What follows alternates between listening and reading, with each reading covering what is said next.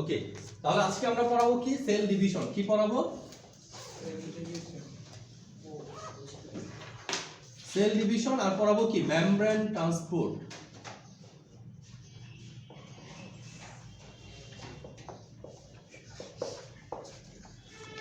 ওকে, তাহলে একটা হচ্ছে সেল ডিভিশন আর একটা হচ্ছে কি মেমব্রেন ট্রান্সপোর্ট। কয় পেজে আছে membrane transport cell division? 11 page. ঠিক আছে, তাহলে এখান থেকে আমরা কি আজকে পড়া শুরু করব সেল ডিভিশন। ওকে, তাহলে ডিভিশন শব্দের অর্থ তো আমরা বুঝি, ছোটবেলা থেকে পড়ে আসছি কোষ বিভাজন। কি পড়েছি? কোষ বিভাজন। ঠিক আছে, যদি আমার দেখেন আমি যখন মাতৃগর্ভে ছিলাম তখন তো আমি একটা কোষ ছিলাম, তাই না? যে কোষের অর্ধেক বৈশিষ্ট্য কি ফাদারের, অর্ধেক বৈশিষ্ট্য কি মায়ের, তাই না? এখন এই কোষটা যদি বিভাজিত না হতো তাহলে এই একটা কোষ থেকে আপনার শরীরে ট্রিলিয়ন ট্রিলিয়ন কোষ কিভাবে তৈরি হয়, তাই না? এই কোষটা প্রথমে বিভাজিত হয়ে কয়টা? দুইটা কোষে পরিণত হচ্ছে, এই দুইটা আবার কয়টা? চারটা কোষে পরিণত হয়েছে, চারটা আবার কত? আটটা, আটটা থেকে 16টা।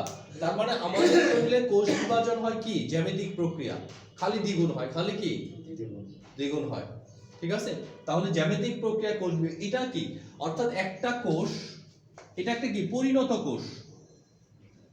এই পরিণত কোষকে আমরা বলি কি মাতৃকোষ। কি বলি? মাতৃকোষ। মানে যে কোষ থেকে বাচ্চা তৈরি হবে তাকে আমরা কি বলবো? মাতৃকোষ বলবো। তাহলে একটি মাতৃকোষ নিজে নিজে উপযুক্ত পরিবেশ লাগবে। ঠিক আছে, পরিবেশ ছাড়া কি সেল ডিভিশন পাবে না। উপযুক্ত পরিবেশে নিজে নিজে বিভাজিত হয়ে দুই বা ততোধিক, কত? মিনিমাম দুইটা, দুই বা ততোধিক কোষে পরিণত হওয়ার যে প্রক্রিয়া, সেই প্রক্রিয়াকে কি বলা হচ্ছে? সেল ডিভিশন বলা হচ্ছে। তার মানে সেল ডিভিশনের সহজ সংজ্ঞা যদি আমরা দেই কি হবে? যে প্রক্রিয়ায় একটি মাতৃকোষ নিজে নিজে বিভক্ত হয়ে দুই বা ততোধিক অপত্য বা অপরিণত কোষের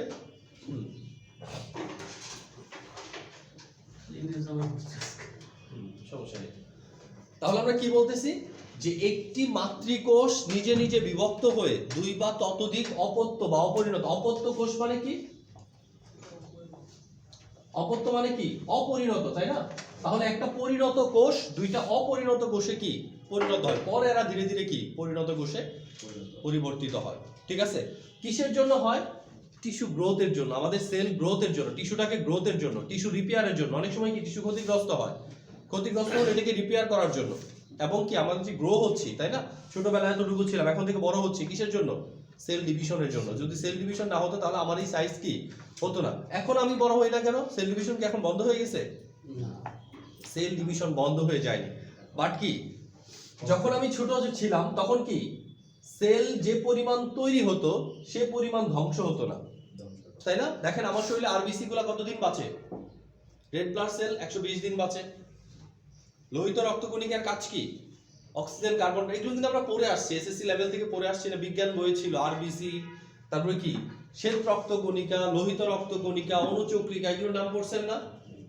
ঠিক আছে, এখন শ্বেত রক্তকণিকার কাজ কি?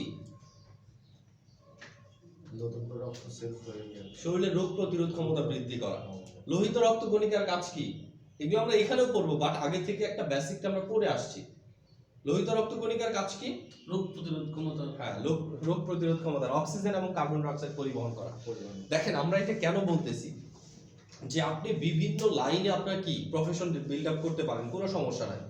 বাট এই জিনিসটা এমন একটা জিনিস, হেলথ, ঠিক আছে, আপনি যে প্রফেশনে যান যদি আপনার হেলথ কোনো ইস্যু হয় তাহলে কিন্তু কোনো প্রফেশনে আপনি সাকসেস হতে পারবেন না। হেলথ যদি আপনার একটা ইস্যু হয় তাহলে কোনো প্রফেশনে আপনি কি করতে পারবেন না? সাকসেস হতে পারবেন না। কারণ কি? একেবারে সিম্পলি যদি বলা হয় যে আপনি যে কোনো কাজ করবেন তার পূর্ব শর্ত হওয়া উচিত আপনার সুস্থতা, তাই না? যদি আপনি সুস্থ না থাকেন তাহলে পরীক্ষাতেও আপনি ভালো করবেন না, আপনি ভালো ছাত্র হতে পারবেন না, আপনি ভালো কি জব হোল্ডারও হতে পারবেন না। আপনি একজন জব হোল্ডার প্রতিদিন অসুস্থ থাকেন, আপনাকে রেগুলার ছুটি নিতে হয়। কয়দিন প্রতিষ্ঠান আপনাকে ছুটি দিবে? ঠিক আছে, তাহলে হেলথ যখন একটা ইস্যু তখন সবকিছুই আপনার কাছে কি ফিকে। আপনি কি এক জায়গায় খেতে গেছেন, সব বন্ধুরা মিলে খেতে গেছেন, বুঝেন? সব বন্ধুরা মিলে আপনারা কি খেতে গেছেন কোনো জায়গায় পার্টিতে, হঠাৎ করে আপনার ডিসেন্ট্রি হয়েছে, বুঝেন? এখন আপনি বাথরুমে যাবেন না খাবেন? আবার আপনার জ্বর হয়েছে, জ্বর হওয়ার পর আপনার সামনে যত মানে উপাদেয় খাবারগুলো আছে সব এনে দিছে, আপনি কোনটার দিকে তাকাবেনই না। ঠিক আছে? তার মানে কি, আপনি যত বাইরের যত যাই বলেন, যদি আপনার সুস্থতা না থাকেন, সুস্থ না থাকেন, বা আপনার শরীর সম্পর্কে আপনার ধারণা না থাকে কোনটা থেকে কি হচ্ছে, এই ধারণাটা যদি না থাকে, তাহলে কি আপনি আলটিমেট কোনো জিনিস এনজয় করতে পারবেন না। কোনো জিনিস এনজয় করার জন্য আপনাকে সবার আগে যে জিনিসটা দেখতে হবে সেটা কি? Body fitness. আপনার বডি সুস্থ আছে, শারীরিক কন্ডিশন ভালো, এখন আপনি সব এনজয় করতে পারবেন। ঠিক আছে? আপনি কক্সবাজার গেছেন সমুদ্র সৈকত দেখার জন্য, অ্যালার্জিক রাইনাইটিসে ভুগতেছেন, ঠান্ডার চোটে ঘর থেকে উঠতে পারেন না, বিছানাতে উঠতে পারেন, এখন ভয়তে সমুদ্রে পানিতেও নামবেন না। তার মানে কি, সব কিছুর মূলে হচ্ছে কি আপনার সুস্থতা। এটা সবসময় মাথায় রাখতে হবে। আর আপনি এখন যে পড়াশোনা করতেছেন, এই পড়াশোনাটার উদ্দেশ্য শুধু এটা রাখেন না যে কি আমি মানুষের সুস্থ করে একদম কি পুরা জাতিকে শুদ্ধ করে দিব, সুস্থ করে দিব, এটা ভাবার কোনো কারণ না। আপনি জাস্ট এতটুকু ভাবেন যে আপনি যেন নিজের হেলথটাকে মেনটেন করতে পারেন, পার্সোনাল হেলথ, নিজের হেলথটাকে যেন মেনটেন করতে পারেন, আর কি আপনার ফ্যামিলি হেলথটাকে যেন মেনটেন করতে পারেন। এইটা করার পরে যদি আপনি এটাকে প্রফেশন হিসাবে নেন, তখন আপনি চিন্তা করবেন আপনার কমিউনিটির হেলথটাকে যেন কি আপনি ঠিক রাখতে পারেন, বা কমিউনিটি হেলথটা ঠিক রাখার জন্য আপনি যেন একটা ভূমিকা রাখতে পারেন, ছোট্ট একটা ভূমিকা হলেও যেন কি আপনি রাখতে পারেন। ঠিক আছে? আর ওই ভূমিকাটা রাখার জন্য আপনাকে অবশ্যই কি এই বেসিক জিনিসগুলা জানতে হবে। ঠিক আছে? আমরা সবসময় বলতেছি আপনি কোনো জিনিস পড়বেন, এটা কেন পড়বেন, যদি এই প্রশ্নের উত্তর আপনার কাছে না থাকে, তাহলে ওই জিনিসটা পড়ে আলটিমেট আপনার কোনো লাভ হবে না। ঠিক আছে? আমরা ছোটবেলা থেকেই কি একটা ছেলে যখন সায়েন্স নিবে, কমার্স নিবে, আর্টস নিবে বলি না? এখন সে সায়েন্স কেন নিবে, আর্টস কেন নিবে, কমার্স কেন নিবে কিছুই বুঝি না। বাপ বলে দেয় তুমি সায়েন্স নিবা, ও বলে কি আমি আর্টস নিব, আমার বন্ধুরা আর্টস নিতেছে সেজন্য আমি আর্টস নিব। ঠিক আছে? আমার বেস্ট ফ্রেন্ড কমার্স নিতেছে, আমিও কি কমার্স নিব। এরকমই কিন্তু হয় সায়েন্স কমার্স আর্টসের ক্ষেত্রে, কি হয় স্যাররা সিলেক্ট করে দেয় যারা 1 থেকে 10-এর মধ্যে আছে সবাই কি সায়েন্স নিতে হবে। রোল নাম্বার যাদের 8-এ কি 1 থেকে 10-এর মধ্যে ছিল, 9-এ তাদের সবার কি নিতে হবে, সায়েন্স নিতে হবে। যার রোল সবার পিছনে তাকে একদম আর্টসে নিতে হবে, অথচ সে ম্যাথে ভালো, বিজ্ঞানে ভালো, সে খারাপ কি, সে বাংলা ইংরেজি এগুলোতে খারাপ, এগুলো তার ভালো লাগে না, পড়ে না সে। আবার আপনি যখন পড়াইতে দিচ্ছেন তাকে কোনটা দিচ্ছেন, যে সাবজেক্টে সে খারাপ, সামাজিক বিজ্ঞানে সে খারাপ ছিল, তাকে আর্টসে নিতে হবে। কিন্তু সিলেকশনটা হওয়া উচিত কি, যে তার আসলে কোনটা পড়তে ভালো লাগে, কোনো আবেগ বিবেক না। আমরা এটা আবেগ অনেক আগে থেকে ছিল। আমি যখন ক্লাস 6-এ ছিলাম তখন ইচ্ছা করছিল ডাক্তার হবো, ক্লাস 7-এ উঠে না ডাক্তার হচ্ছে পাইলট ভালো, কি মজা। আবার মনে হয়েছে না ইঞ্জিনিয়ার হলে ভালো হতো, 7-এ সবাই বলছে আমি ইঞ্জিনিয়ার হবো। প্রত্যেক ক্লাসে আমাদের এম চেঞ্জ হয়, কিসের মাধ্যমে, কাউকে দেখে, ঠিক আছে, কারোর কথা শুনে, বা কোনো বন্ধুর ইনফ্লুয়েন্সে। আমি নিজে তখন কিছুই বুঝি না, ইঞ্জিনিয়ার হলেই কি হবে, ডাক্তার হলেই কি হবে। ওই সময়টাতে ইঞ্জিনিয়ার ডাক্তার এইসব বাদ দিয়ে হওয়া উচিত ছিল কি, যে আমি একজন ভালো মানুষ হবো, তাই না? ওই সময় যদি স্যাররা এই কথা বলতো, ভালো মানুষ হলে কি ডাক্তার ইঞ্জিনিয়ার হওয়া যায় না? যে ভালো মানুষ হয় দেখি ডাক্তার হয় না, ইঞ্জিনিয়ার হয় না? কিন্তু আপনি যদি ওই সময় থেকে চিন্তা করতেন, প্র্যাকটিসটা এটা হতো যে ভালো মানুষ হবো, ভালো মানুষ হওয়ার জন্য কি কি প্র্যাকটিস করা দরকার, এই প্র্যাকটিসগুলো যদি স্কুল থেকে করে আসতেন, তাহলে এটা আপনার কি সারা জীবন কাজে লাগতো। তাই না? একজন ভালো মানুষ হওয়ার জন্য যে নৈতিক গুণাবলীগুলো দরকার, যে প্র্যাকটিসগুলো দরকার, ওই প্র্যাকটিসগুলো যদি স্কুল কলেজে করাইতো, স্কুল কলেজে তো পড়াশোনার জায়গা না। পড়াশোনার জায়গা কোনটা? পড়াশোনার জায়গা হচ্ছে ইউনিভার্সিটি। আপনি যখন ইউনিভার্সিটিতে ভর্তি হবেন, এখানে আপনার পড়ার জায়গা, এখানে আপনার অন্য কোনো কিছু চিন্তার জায়গা না, গবেষণার জায়গা এখানে। স্কুল কলেজে একটা ছেলেকে 17টা বই দেয়। ঠিক আছে? আমি সেদিন শুনলাম আমার এক কলিগের ছেলেকে মাদ্রাসায় ভর্তি করছে, ক্যাডেট মাদ্রাসায় বই কটা, 9-এ 17টা। আমি ছেলে পড়বে কখন? 17টা বই যদি 1 ঘন্টা করে পড়ে 17 ঘন্টা পড়তে হবে, আধা ঘন্টা করে পড়লেও কি প্রায় 8-10 ঘন্টা পড়তে হবে, পড়বে কখন? মানে এমনি তো 10টা সাবজেক্ট আছে তার মাদ্রাসায়, কি সমস্যা, 10টা সাবজেক্ট কিন্তু তার একই, মানে বাংলা মানে গ্রাউন্ডে যেটা ওইটাও কি এখানেও আছে, ফিজিক্স, কেমিস্ট্রি, বায়োলজি, বাংলা, ইংরেজি সবই আছে, আরো 7টা সাবজেক্ট তার আরবি লাইনে আছে। ঠিক আছে? এখন আরবি লাইনে 7টা সে নাকি পারে, আগে থেকে পড়ে আসছে, একটু ভালোই পারে।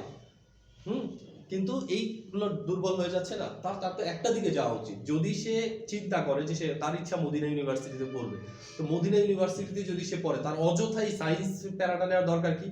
এখন আবার তার মায়ের চিন্তা, যদি চান্স না পায় ওইখানে, তাহলে তো ঠিক আছে। সবসময় মনে রাখতে হবে যে কি, ওই যে দদিল বান্দা কলবাচর, না পাই শ্মশান না পাই গোর, এটা সবসময় মনে রাখতে হবে। আপনার যদি মনের ভিতরে কি থাকে যে এটা যদি না পাই এটা করব, আসলে কোনোটাই পাবেন না আপনি, ঠিক আছে? সে যদি মদিনা ইউনিভার্সিটিটাকে ফোকাস করে চলে, তার উচিত কি ওইভাবে কি প্রিপারেশনটা পাবে না কেন, অবশ্যই পাবে। মদিনা ইউনিভার্সিটি না পেলে তার কাছাকাছি কোনো একটা পাবে, তাই না? আপনাদেরও একই বিষয় বলতেছি যে আপনারা ফোকাস এলোমেলো ভাবে করার দরকার নাই। আপনার সবারই একটা আলাদা প্রফেশন আছে, আমরা কিন্তু ওই প্রফেশনের বিরুদ্ধেও যাচ্ছি না। আপনি যে প্রফেশনে আছেন সেই প্রফেশনটা ভালো করে করেন, যে পড়াশোনা করতেছেন সেটা কি ভালো করে করেন, তার সাথে সাথে কি সাপোর্টিং হিসাবে এখানে কি হেলথ ইস্যুটাকে মেজর করেন, ঠিক আছে? যে আমাকেও সুস্থ থাকতে হবে, আমার ফ্যামিলিকেও সুস্থ রাখতে হবে। যদি আমি এইটাকে প্রফেশন হিসাবে নেই, তাহলে আমার কমিউনিটিকেও আমি কি করব, সুস্থ রাখার একটা চিন্তা করব। বাট এটা রাখার জন্য আপনাকে সবসময় বলতেছি পড়তে হবে, ঠিক আছে? এই পড়াটার সময়ও বলছে আধা ঘন্টা অনলি, মাত্র 30 মিনিট যদি আপনি পড়েন আপনার লাইফ চেঞ্জ হয়ে যেতে পারে। কিন্তু কেউই পড়বেন না, এটা হচ্ছে মেইন কথা। আমি যত কথাই বলি, ঠিক আছে, কোনো লাভ হবে না, আলটিমেট রেজাল্ট জিরো। হ্যাঁ পড়বেন। এই পর্যন্ত যতজন আছে, আমরা প্রথম ক্লাসে এই কথাগুলো বলছি, ঠিক আছে? শেষ পর্যন্ত কি দুই একজন পড়ে, তারা কিন্তু ভালোই করে, ঠিক আছে?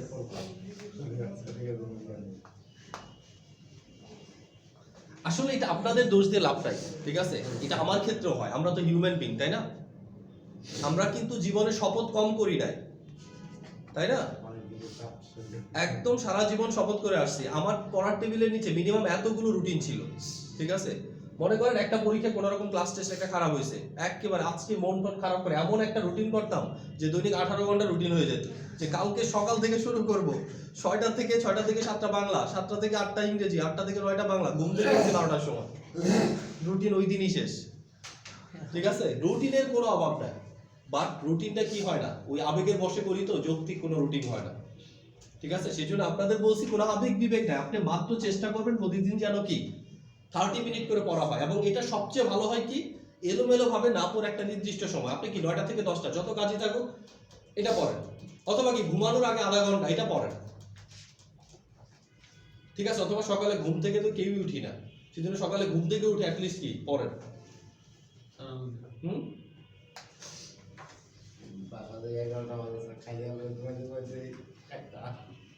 জি স্যার, এইসব হ্যাবিট আস্তে আস্তে বাদ দিতে হবে, ঠিক আছে? কারণ সবসময় মনে রাখতে হবে, আমরা এটা ছোটবেলা থেকে পড়ে আসি, early to bed early to rise makes a man healthy wealthy and wise. দেখেন পৃথিবীতে আপনার যত চাওয়া, হেলথ ওয়েলথ ওয়াইজ, এই তিনটা ছাড়া একটা পৃথিবীতে কোনো মানুষের কোনো কিছুই চাওয়ার নাই। একটা মানুষ যদি সুস্থ থাকে, একটা মানুষ যদি সম্পদশালী হয়, একটা মানুষ যদি জ্ঞানী হয়, বলেন একটা পৃথিবীতে এর চেয়ে বেশি চাওয়ার আর কি থাকতে পারে? এবং এটা বলে দিছি কার মধ্যে? দুইটা জিনিসের মধ্যে মাত্র বলছে, একটা বলছে আর্লি টু বেড আর একটা বলছে আর্লি টু রাইজ। আমরা সবসময় কি চাই এইটা, বাট আমরা কি late to bed late to rise, ঠিক আছে?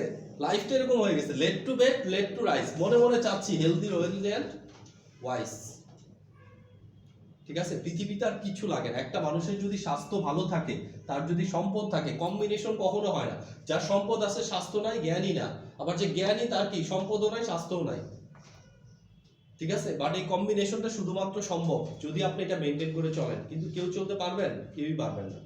আমি যেভাবেই হোক, আরো নতুন ইলেকট্রনিক ডিভাইসের কারণে আরো পারবেন না, ঠিক আছে? আপনি মনে করেন মনে মনে ঠিক করছেন আজকে ঘুমাবেন, ঘুমানোর জন্য মোবাইলটা নিয়ে একটু জাস্ট শুয়ে পড়ছেন, মনে করেন 8টার দিকে শুয়ে পড়ছেন, 9টার দিকে, 10টা 11টার দিকে শুয়ে পড়ছেন, মোবাইলটা হাতে থাকার কারণে কি ঘুমাইতে ঘুমাইতে আপনার 3টা বাজবে। কেমনে 3টা বাজবে আপনি টেরি পাবেন না। 5 ঘন্টা সময় আপনার লাইফ থেকে চলে যাবে কিছুক্ষণের মধ্যে, ঠিক আছে? বাট একটু ক্লেভার হতে হবে, ঠিক আছে? কারণ আমরা কি নিজের ভালো নিজে বুঝি, কখন জানেন? যখন এই ভালো বোঝার সময় শেষ হয়ে যায়, ঠিক আছে? ক্লাস 5 এ আপনার কি বৃত্তি পাইতেন ট্যালেন্ট ফুলে, যদি একটু ভালো করে পড়তেন, এটা মনে হয় 6 এ উঠলে সামান্য একটু ভালো করে পড়লে বৃত্তিটা পাইতাম রে। কখন বুঝি? যখন দেখি বৃত্তির টাকা নিচ্ছে বন্ধুরা, আমিও তো বৃত্তির টাকাটা পাইতাম, ঠিক আছে? সো এখন আপনাদের সময় অ্যানাটমি ফিজিওলজিটা একটু ভালো করে পড়েন, ডিজিজটা পড়ার পরে ফার্মাকোলজি পড়লে আপনি নিজেও দেখবেন যে কি আপনি অনেক ভালো বুঝবেন যে একটা রোগের জন্য কি টাইপের সমস্যাগুলো হয়, একটা রোগে কি টাইপের ওষুধগুলো কি দেওয়া লাগে, অ্যাটলিস্ট নিজেরটা তো মেনটেন করতে পারবেন যে আমার এই সমস্যা হচ্ছে, এটা কি কারণে হচ্ছে, এই কারণে, তাহলে এই টাইপের জিনিস হলে কি ঠিক হয়ে যাবে। মাথায় রাখতে হবে এগুলো। ওকে, তাহলে সেল ডিভিশন কাকে বলে সংজ্ঞাটা লিখে নেন, বই দেওয়া আছে, তারপর আপনারা লিখে নেন। খাতা কলম কই? খাতা নিয়ে আসছেন? যার একটা পেজ নিয়ে আসেন এখান থেকে, লিখতে হবে। আরে আল্লাহ, আপনার এই খাতাতে চলতো না। আমি বাসায় যাই নোট করি। ঠিক আছে, ওইখান থেকে একটা পেজ নিয়ে আসেন, কলমও নিয়ে আসেন, যান। হ্যাঁ, এই খাতায় হবে। ওখান থেকে একটা পেজ করি। লেখার পর সে নিয়ে দেন পারো না ওই একটা তো দিতে একবার আছে দিতে আচ্ছা। ছিল সেদিন দেখতে পারবেন না, কলম আছে ওইখানে পর্যাপ্ত।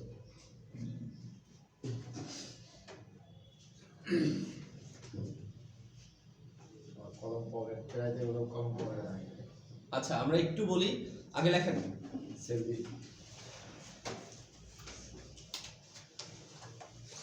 লেখেন যে প্রক্রিয়ায়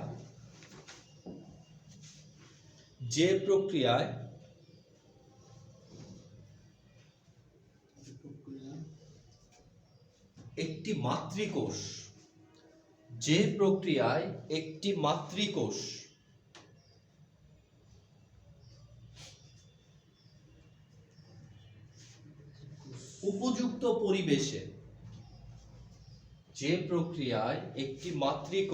উপযুক্ত পরিবেশে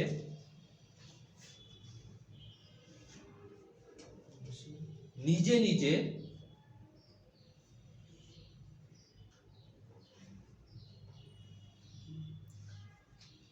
বিভাজিত হয়ে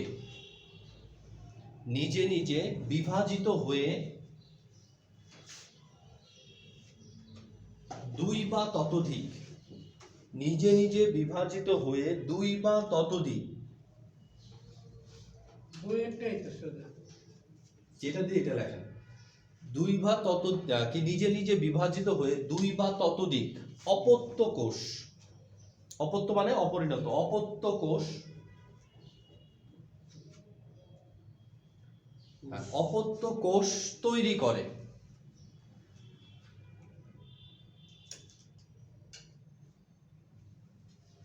যে প্রক্রিয়ায় একটি মাতৃকোষ নিজে নিজে বিভক্ত হয়ে দুই বা ততোধিক অপত্য কোষ তৈরি করে তাকে সেল ডিভিশন বলে। তাকে কোষ বিভাজন বা সেল ডিভিশন বলা হয়।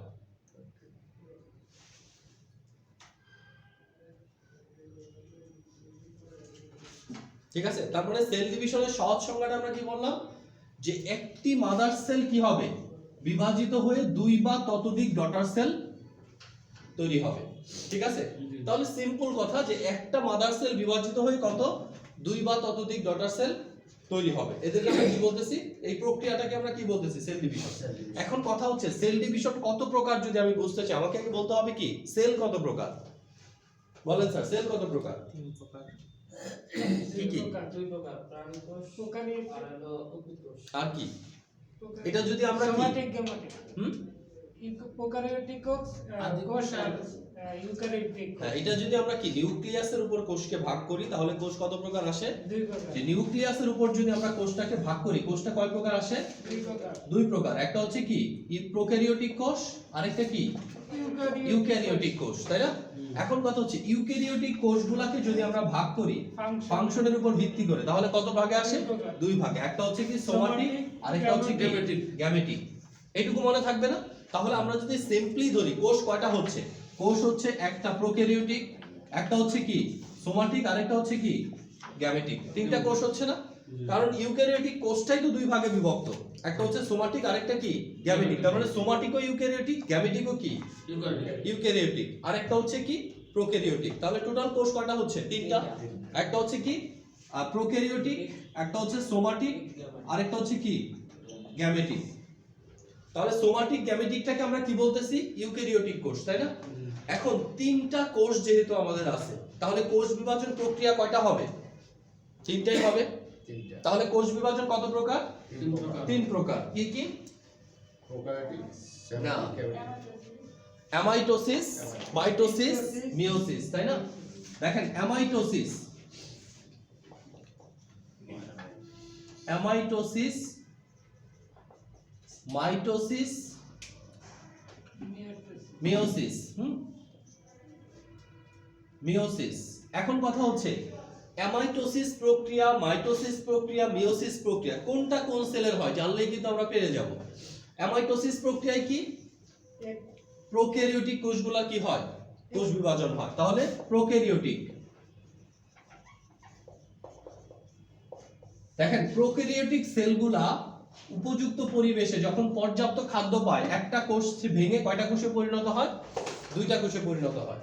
তাহলে যে প্রক্রিয়ায়, লেখেন এটা সংজ্ঞাটাও লিখে নেন, অ্যামাইটোসিস।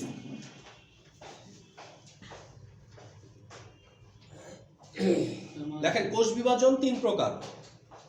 কোষ বিভাজন তিন প্রকার। মাইটোসিস, একটা হচ্ছে অ্যামাইটোসিস, মিওসিস। আচ্ছা, অ্যামাইটোসিস প্রক্রিয়ায় কোষ বিভাজন কাদের হবে? প্রোক্যারিওটিক কোষের। এইটুকু মনে রাখতে হবে। প্রোক্যারিওটিক কোষের নিউক্লিয়াস কি থাকে, সুগঠিত থাকে? না না, নিউক্লিয়াস সুগঠিত থাকে না। তার মানে কি নিউক্লিয়াস বিভাজনের কোনো দরকার হয় না। আবার ইউক্যারিওটিক কোষগুলোর কি থাকে, নিউক্লিয়াস সুগঠিত থাকে। তাহলে ওই কোষটা বিভাজনের আগে কি করতে হবে, নিউক্লিয়াস বিভাজিত হতে হবে। তাহলে আমরা সংজ্ঞাটা লিখি, লেখেন যে কি লিখবেন প্রথমে, অ্যামাইটোসিস প্রক্রিয়া। লেখেন যে প্রক্রিয়ায়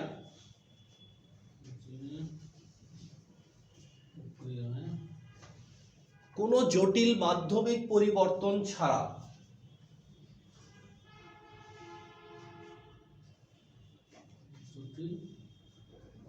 মাধ্যমিক পরিবর্তন ছাড়া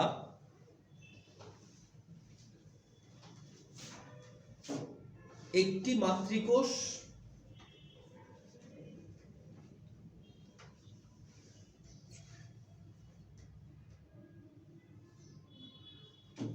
মাতৃকোষ বিভাজিত হয়ে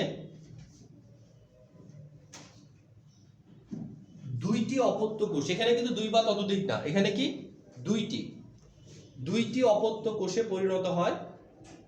একটি মাতৃকোষ বিভাজিত হয়ে দুইটি অপত্য কোষে পরিণত হয়। অপত্য কোষ বা অপরিণত কোষ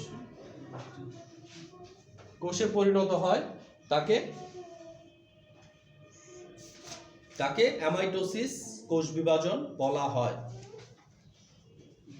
দুইটি অপত্য কোষে আগে ছিল কি দুই বা ততোধিক, এখন কি বলবো, দুইটি। কারণ এখানে দুইটা কোষই তৈরি হয়।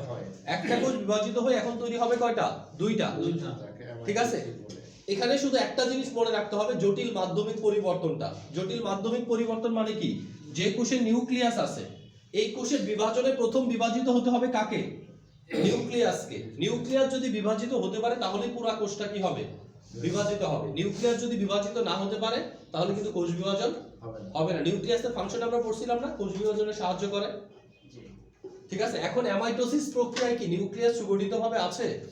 তাহলে যেহেতু এখানে নিউক্লিয়াস থাকতেছে এরা সুগঠিত, তার মানে নিউক্লিয়াসের বিভাজনের কোনো দরকার নাই। নিউক্লিয়াসের বিভাজনটাকে আমরা কি বলতেছি, জটিল মাধ্যমিক পরিবর্তন। ঠিক আছে, তাহলে অ্যামাইটোসিস প্রক্রিয়া যেমন লেখেন যে প্রোক্যারিওটিক কোষে বা আদি কোষে এই একই সাথে লেখেন, আদি কোষে, এটার সাথে প্যারা করে লেখেন আরেকটা, আদি কোষে কোথায় রে স্যার? প্রোক্যারিয়া অ্যামাইটোসিসটাই। আদি কোষ মানে কি, প্রোক্যারিওটিক কোষ। আদি কোষে এই ধরনের কোষ বিভাজন হয়। আদি কোষে এই ধরনের আদি কোষ, হ্যাঁ আদি কোষে এই ধরনের কোষ বিভাজন হয়।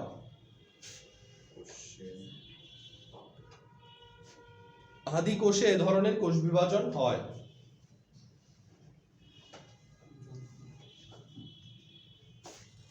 ঠিক আছে, তাহলে আদি কোষ एग्जांपल কি, যেমন ব্যাকটেরিয়া। দেখেন যেমন ব্যাকটেরিয়া,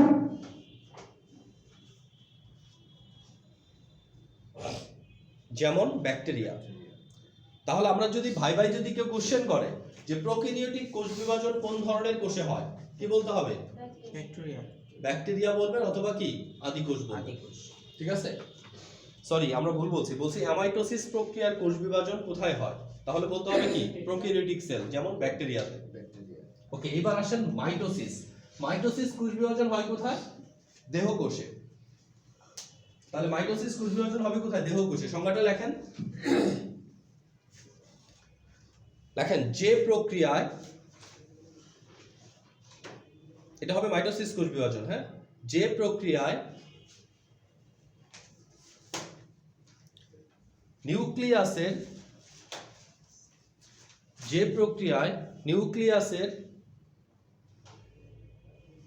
একটি জটিল মাধ্যমিক পরিবর্তনের মাধ্যমে নিউক্লিয়াসের একটি জটিল মাধ্যমিক পরিবর্তনের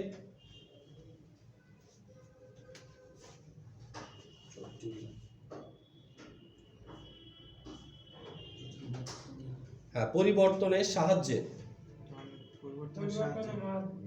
মাধ্যমে বা সাহায্যে, যেটাই দেন সমস্যা নেই। মাধ্যমিক লেখছেন, এখন কি সাহায্যে দেন, মাধ্যমে না দিয়ে। জটিল জটিল মানে নিউক্লিয়াসের কি হচ্ছে, একটা জটিল মাধ্যমিক পরিবর্তন হচ্ছে। নিউক্লিয়াসটা ব্র্যাকেটে রাখেন, আগের নিউক্লিয়াসটা ব্র্যাকেটে রাখেন। তাহলে যে প্রক্রিয়া একটি জটিল মাধ্যমিক পরিবর্তনের সাহায্যে একটি মাতৃকোষ,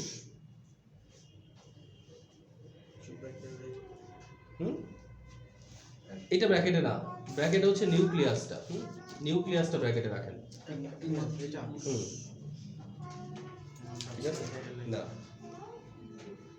সাহায্যে একটি মাতৃকোষ,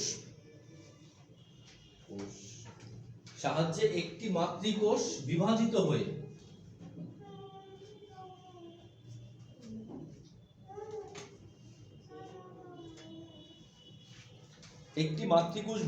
হয়ে দুটি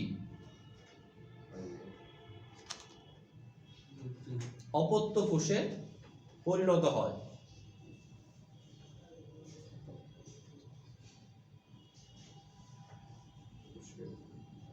হয়। তাকে মাইটোসিস কোষ বিভাজন বলে। তাকে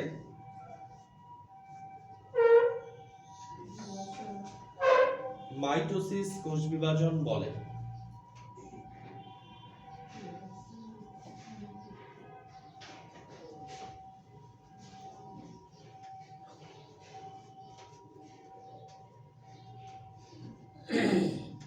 আচ্ছা, তাহলে দুইটার মধ্যে পার্থক্যটা কি বুঝতেছেন তো? আমরা একটু দেখাই অ্যামাইটোসিস এবং মাইটোসিস।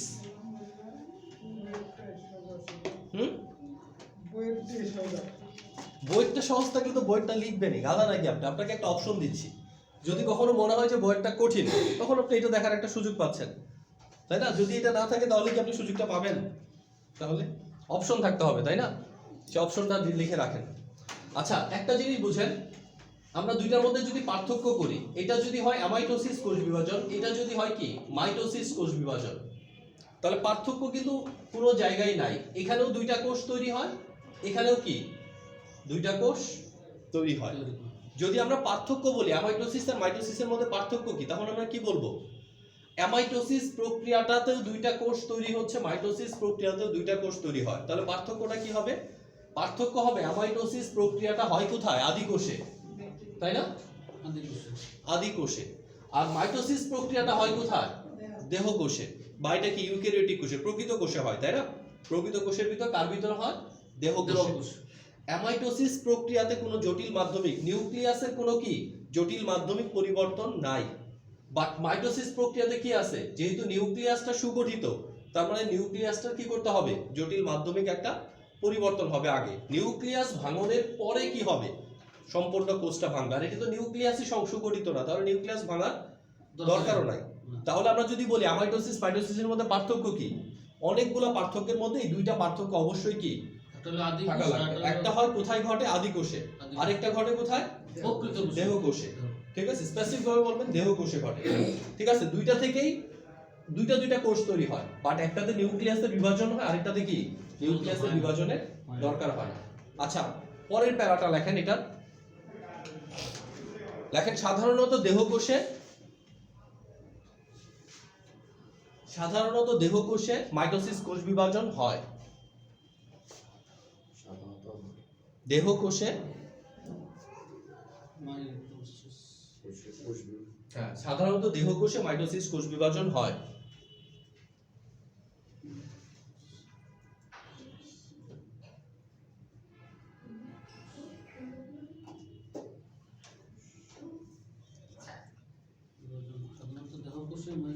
কোষ বিভাজন হয়। লেখেন নতুন নতুন তৈরি হওয়া, এটির সাথে লেখেন নতুন তৈরি হওয়া, এই যে নতুন তৈরি হয়েছে কোষগুলো, নতুন তৈরি হওয়া কোষের ক্রোমোজোম সংখ্যা, নতুন তৈরি হওয়া কোষের ক্রোমোজোম সংখ্যা মাতৃকোষের ক্রোমোজোম সংখ্যার সমান সংখ্যক হয়। নতুন তৈরি হওয়া কোষের ক্রোমোজোম ক্রোমোজোম সংখ্যা ক্রোমোজোম সংখ্যা সংখ্যা মাতৃকোষের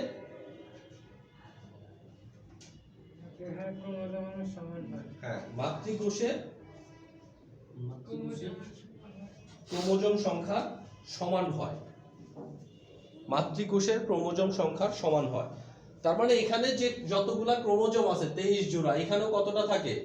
23 জোড়া ক্রোমোজোম থাকে। তাহলে নতুন তৈরি হওয়া কোষের ক্রোমোজোম সংখ্যা মাতৃকোষের ক্রোমোজোম সংখ্যার একদম সমান থাকে কিসে? শুধুমাত্র মাইটোসিস কোষ বিভাজনে।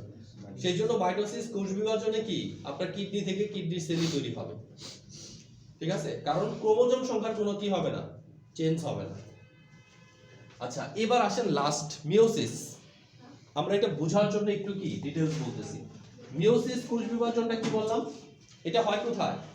জনন কোষে হয়, তাই না? তাহলে আগে সংজ্ঞাটা লেখেন, একই সংজ্ঞা লেখেন। যে প্রক্রিয়ায় একটি মাতৃকোষ